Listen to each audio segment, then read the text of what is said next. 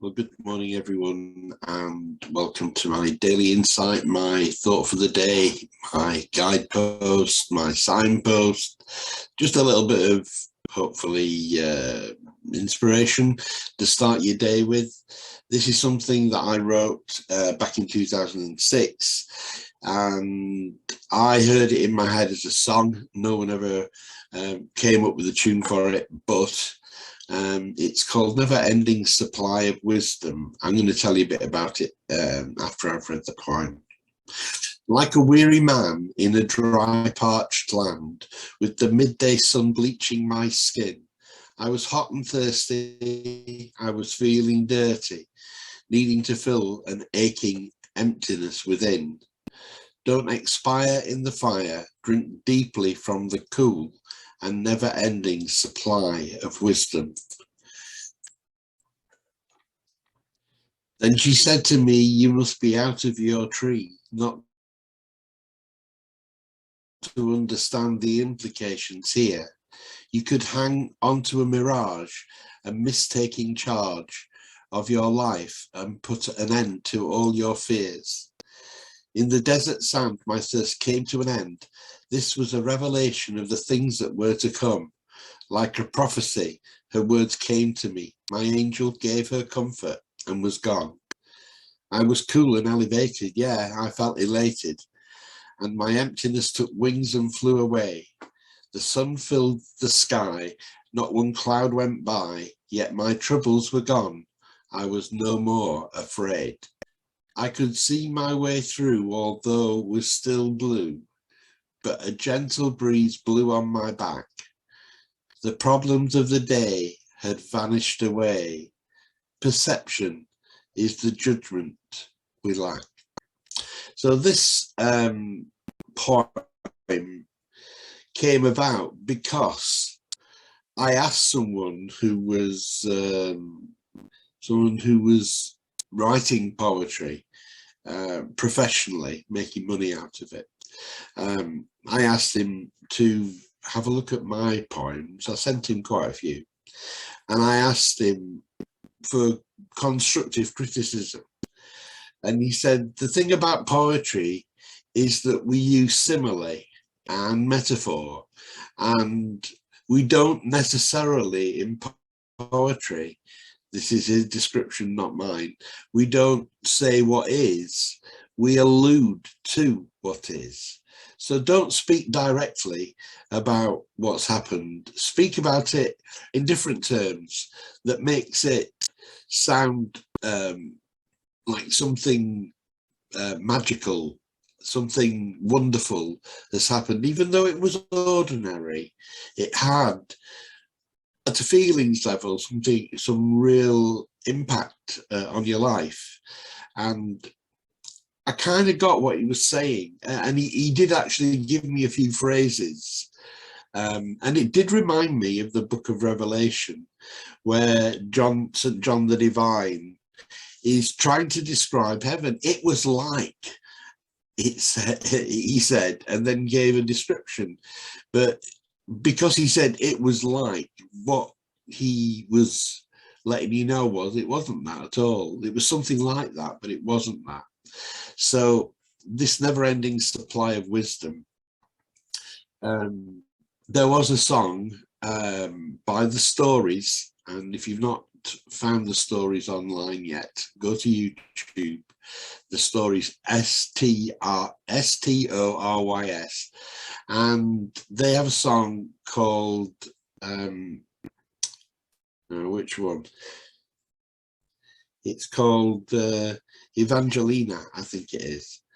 And this song was in my head whilst I was trying to write this new kind of poem, the first time I'm ever going to write something deliberately with simile and metaphor. And so I wrote a chorus, which I only read the once. Don't expire in the fire, drink deeply from the cool and never-ending supply of wisdom. And then I've crossed out the line, you may have seen me stumble when I was reading it, meant only for the fool. So The fool is me, not you. And the chorus is saying, whatever the circumstances around you, the photograph that I used to illustrate this poem when I first posted it online is a photograph that I took in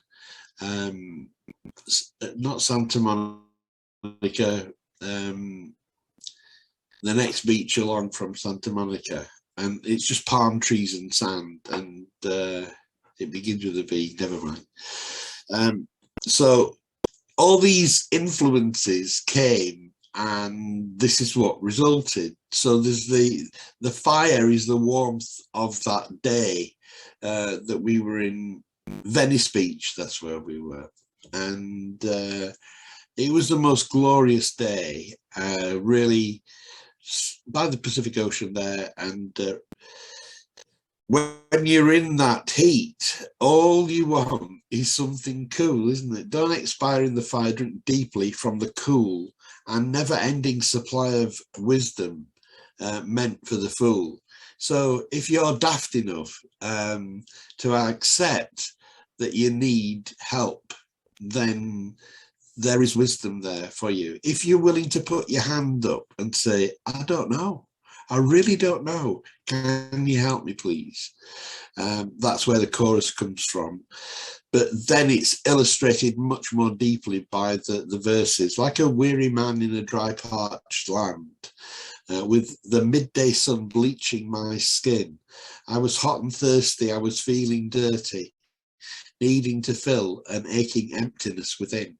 It's like the beach, but it's in your life. There's a moment comes where you've just had it. You're up to the top, you know. I'm thick, up to here. Freddie Parrot-Face Davis used to say in the 1970s. And we can't cope anymore. And many people are too proud to say, help me, please. But in this almost desert heat, you're feeling like you need a wash. You need to cool down. You need to freshen up. And then she said to me, where did she come from? she wasn't anywhere in sight in the first verse or the chorus. Then she said to me, it's almost like this wisdom, this never-ending supply of wisdom is talking now. Sophia is actually a girl's name, and it means wisdom. Then she said to me, you must be out of your tree not to understand the implications here. You could hang on to a mirage and mistaking charge of your life and putting an end to all your fears. It's like, well, you're in the situation, you finally realize it's gone beyond your ability to cope with it, but there's wisdom waiting for you. If you'll humble yourself, if you'll say, it's all beyond me now, I need help, you can hang on to the mirage that you're in charge of your own life, or you can say, okay, show me the way. Let me understand it. Give me that deep wisdom. I call it from the higher self. Some people call it from God, from nature, the isness. That it's not in your head. It's not in your heart. It's in the pit of your stomach. It's telling you what to do. Deep speaks to deep, the Bible says, and down there in the pit of your stomach, in your gut, there is a conversation taking place that we often don't take any notice of whatsoever.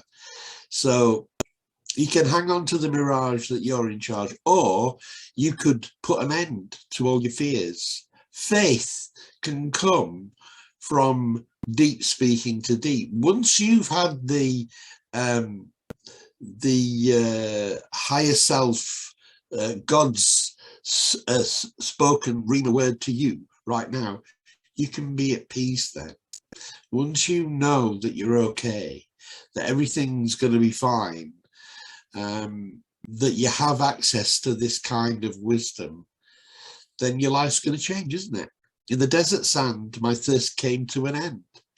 There was a revelation of the things that were to come. Like a prophecy, her words came to me. My angel gave her comfort and was gone. So once she's told me, wisdom, Sophia, once she's told me, this is how your life's going to be, you're going to be relying on that gut wisdom, that deep calling to deep. Everything is okay now. It's prophetic. It's at last you've come to your senses, you've become awake, you've become aware, you understand what's actually going on here, that you are the universe. You're not just in the universe is in you, and there is the wisdom that you need to get by through the day. I was cool and elevated. Yeah, I felt elated. I was cool and elevated. Yeah, I felt elated. And my emptiness took wings and flew away. The sun filled the sky and not one cloud went by. Yet my troubles were gone. I was no more afraid. Fear is the thing that takes control of us when we live in our heads. Love can be in control when we're in our hearts, but wisdom comes from deep speaking to deep. So the coolness, the desert heat's still there, but that refreshing, I can cope with this now because I've got higher awareness on my side. I have connection with my higher self, with God. I can now call on that wisdom anytime I need it. The emptiness within you just takes wings and flies away. There's no such thing as emptiness. It's just a word that describes a feeling. The feeling hasn't got wings. It can't fly. It's a metaphor. It's a simile. I've done quite well, I think, throughout the poem in creating images with words that aren't actual. There was no person who came to me. It was just this wisdom spoke, and I listened. The sun filled the sky and not one cloud went by, yet my troubles were gone. I was no more afraid. I could see my way through, although was still feeling blue, but a gentle breeze blew on my back from behind. That's where the problems come from. The things that you can't see, the things that are behind you that you're unaware of, even if you turn around, they could be still behind you. You've seen that kind of nonsense happen in silly sketches where people are, but the gentle breeze blew on my back. There is no problem here. There is nothing chasing me from behind. They're just gentle breeze. It's beautiful. The problems of the day vanished away. But then comes this big I think it's the most revealing part of the poem, the most poignant bit. Perception is the judgment we lack. Now, my email address is 57perception@gmail.com. That's correct, yes.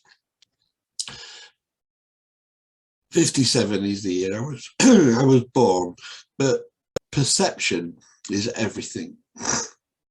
The way that you see the world and the way that it determines the way that you interact with the world. And the judgment, if we're going to have any judgment in this life, because it's not a good thing to be judge things, but not people. But the judgment that we lack is that we're not seeing it with the correct perception.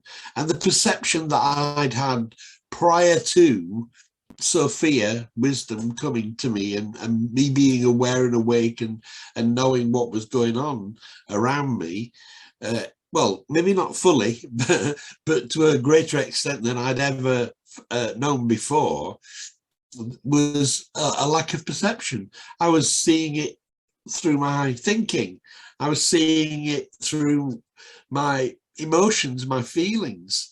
But when I could see it through the eyes of wisdom, with the higher self or God or the universe or whatever you want to call it, speaking to me, that is the perception that I don't have it 100% of the time. But when I have that kind of perception, everything makes sense.